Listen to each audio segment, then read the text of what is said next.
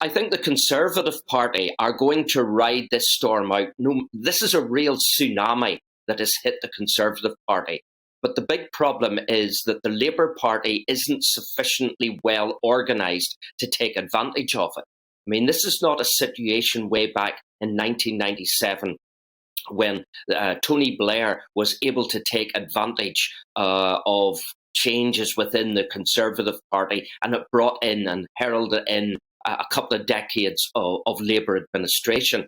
Unfortunately, the reality is that Labour is still infighting over which direction, how far left it should be, how far to the centre it should be. And it's so busy with that internal civil war that it just doesn't seem to take its eye off that particular ball and focus on the fact it hasn't a chance to really put a dent in the Tory majority.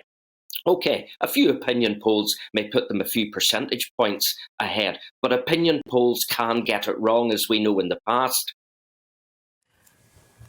For the Conservative Party, it's not playing well. Boris Johnson had a pretty bruising time at PMQs yesterday, didn't have the support he wanted from his backbenchers.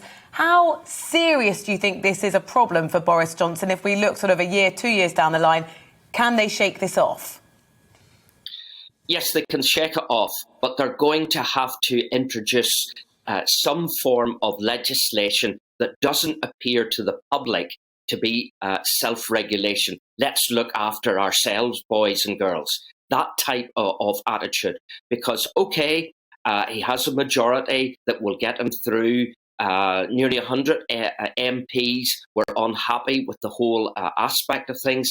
What happens if that grows? What happens if MPs start looking at the majorities and start wondering that they're going to be punished for what others do? And that's the key question that Boris Johnson has to take into consideration.